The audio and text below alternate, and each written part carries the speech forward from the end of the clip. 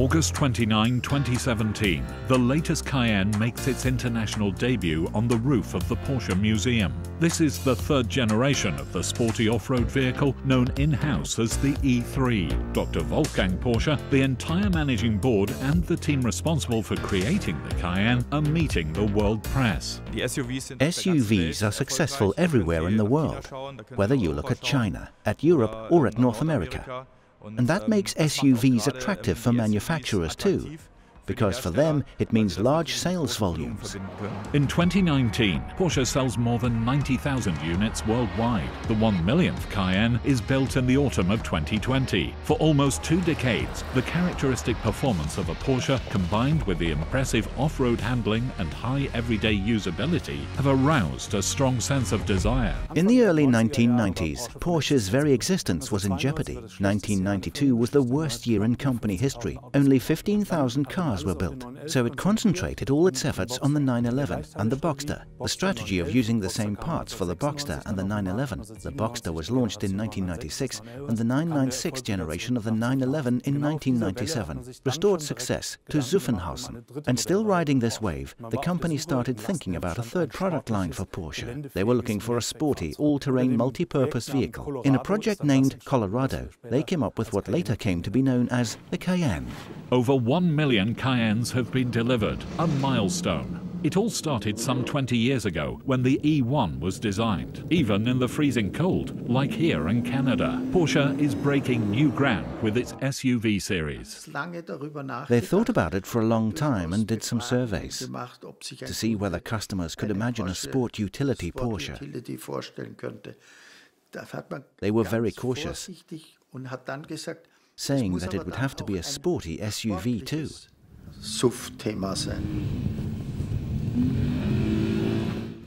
And I think that's very important. It's in our DNA.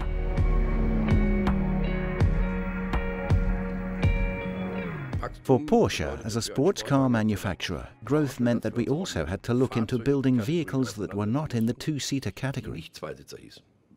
Because finding a dealer in Asia, in China, who was willing to invest money in order to sell Porsche sports cars was unthinkable then, and still would be today.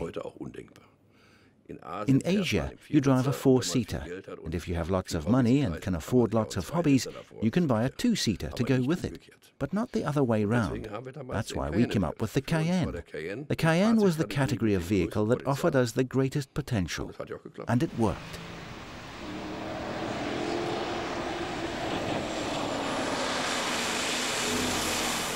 The Cayenne was developed in cooperation with Volkswagen under Porsche's leadership. That allowed risks to be reduced, while at the same time pursuing the goal of launching a distinctive model, different from Volkswagen's models and with its own generation of engines.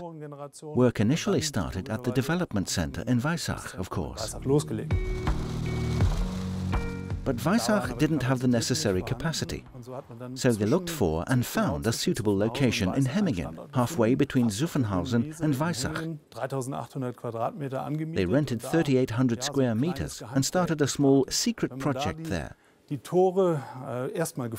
Once you had found the gates and passed through them, it was like a think tank for this third product line.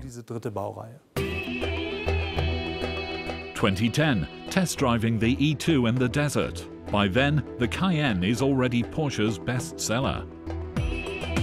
The Cayenne has on-road and off-road capabilities.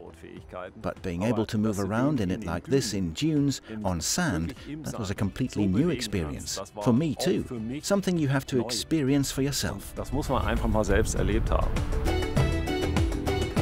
You drive into the sand, lower the air pressure down to 1 bar, and then go surfing through the dunes, using just one hand. It's incredibly fun, a real pleasure. The car's capabilities in this respect are tremendous.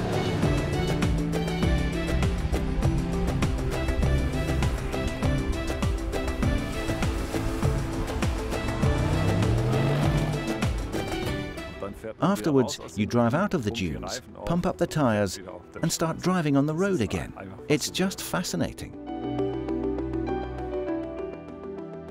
For Porsche, in particular, the success of this model comes from combining sportiness with the genes of the SUV. All the things we have implemented in the Macan or Cayenne are features that we have already tested in motorsports or in our two-door sports cars. And it is precisely this combination that makes the Porsche's SUVs so successful. Early summer 2017, the caravan of developers working on the E3 is travelling across Spain in the heat. With the E3, it took almost 3 years, during which we repeatedly carried out so-called complete vehicle tests in different climate zones. We went to cold regions a number of times. We visited different warm regions, and we also did a dune test. The Cayenne sets the bar very high. It must remain fully functional even after a mud fight or after driving through deep snow. It needs to offer a certain degree of comfort when driving off-road, and the vehicle must give you a sense of being very safe. An SUV simply needs to be able to do that. And an SUV made by Porsche has to be better at everything. Details that have been tested worldwide under a wide range of extreme conditions are fine-tuned here on the in-house test track in Weissach until the car is ready for series production. The success story of the Cayenne continues unabated, thanks in part to the clever strategy of building derivatives. The Cayenne Coupe, on the market since 2019, is very popular. Around a quarter of all Cayenne customers worldwide opt for this even sportier version. The idea behind the Cayenne Coupe was the question, how can we visually convey an even higher level of sportiness? And it was clear that this is simply a matter of the fly line. Hans-Jürgen Bröller is referring to the steeply sloping roofline of the Cayenne Coupe, a nod to the design of the 911. The optional retro-style sports seats are a real eye-catcher. The concept is entirely coherent. The car drives differently. The differences are clearly noticeable, and it looks different too. Porsche begins electrifying the SUV back in 2010, thereby becoming a pioneer within the segment.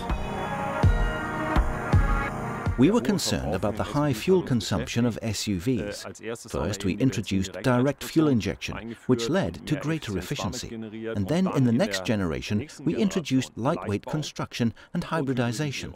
These were very clear steps, implementing the must-haves. We were the first to produce a hybrid.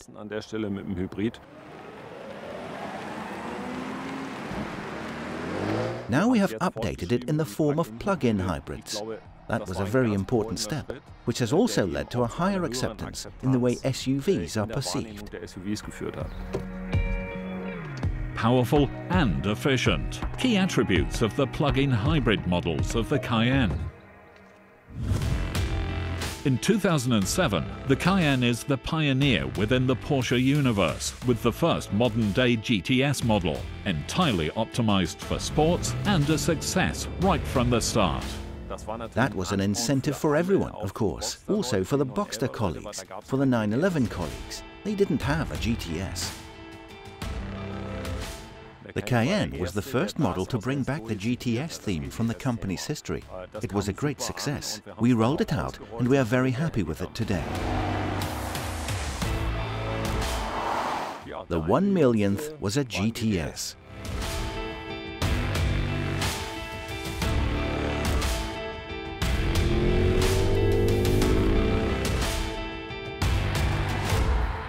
How did we get here? By continuously enhancing the product, by developing it with our customers in mind, also by coming up with suitable derivatives that appealed to customers, and by taking the right steps in terms of the technology. All this contributed to the developments we have seen in the number of units built. Without this, it couldn't have happened, because our growth was disproportionately high compared with the SUV segment as a whole. The Cayenne has cracked the 1 million mark. No other SUV achieves this perfect balance between the characteristic performance of a Porsche, impressive off-road handling, and everyday suitability. But Porsche has never been one to rest on its laurels. The story of the Cayenne will continue, with many new, exciting chapters.